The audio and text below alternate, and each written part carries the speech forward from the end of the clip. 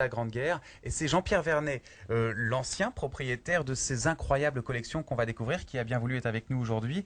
Monsieur Vernet, tout d'abord, merci de nous accueillir. Je vous en prie. Alors, j'ai un peu l'air ridicule là, j'imagine, Oui. mais à l'époque, ils étaient beaucoup moins ridicules avec ces tenues. Non, effectivement, là vous avez la tenue d'un homme qui part en 1914. Donc la tenue qu'on appelle gris de fer bleuté avec le petit képi Garance de l'époque. Je vais profiter. Voilà. Képi qui est vraiment d'origine. Hein. Voilà, donc effectivement toutes les collections sont d'origine. Là vous avez un objet un peu insolite.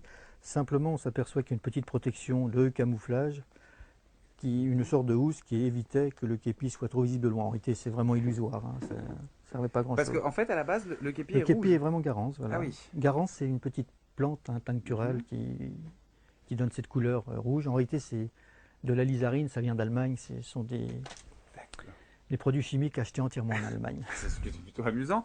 Moi je Donc, n'ai pas mis la tenue pareil, complète hein, parce que le pantalon était rouge. Et pareil, Garance. Hein.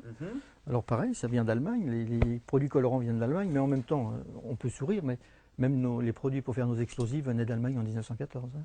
D'accord. Donc dès que la guerre arrive, Alors, tout est fait pour une guerre courte. Alors ce sont Au les bout de Allemands quelques qui nous jours. fournissent ces couleurs Garance Oui, rouges les produits chimiques. qui eux vont leur faciliter la vie parce que pour tirer les poilus, pour les repérer, ça Non, va en être quand même... réalité, c'est très vite avec la poussière, tout ça, le rouge ne se voit pas si bien de loin. C'est un peu illusoire de dire que c'est parce qu'ils ont eu des culottes rouges qu'ils se sont fait...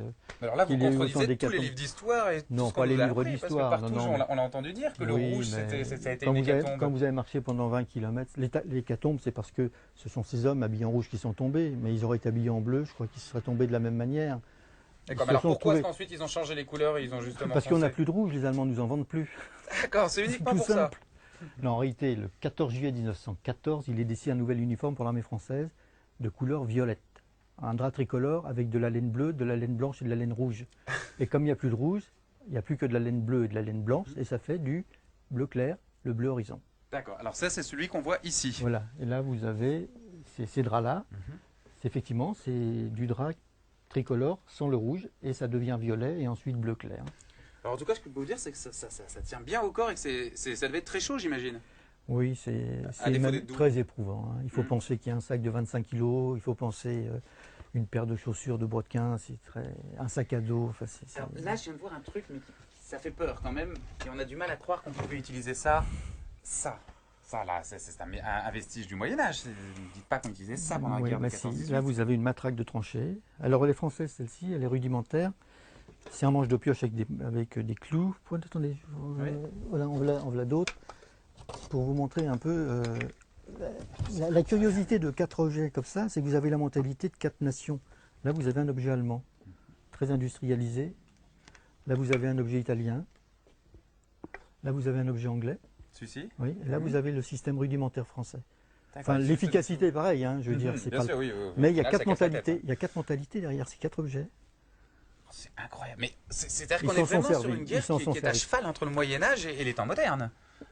Alors, on passe du 19e au 20e, mais je pense que la guerre des tranchées, c'est un retour au Moyen-Âge. Mais vulgairement, le casque, c'est le Moyen-Âge. La cuirasse de tranchée, c'est le Moyen-Âge. La matraque, le poignard, les gaz, c'est le Moyen-Âge. Surtout le casque allemand d'ailleurs. Alors là, vous avez un casque allemand qui va rester dans l'armée allemande jusqu'en 1916. Hein. Et ensuite, ils auront un casque d'acier que tout le monde connaît. Et les Français auront un casque bien avant, puisque dès avril 1915, il est décidé de fournir un casque.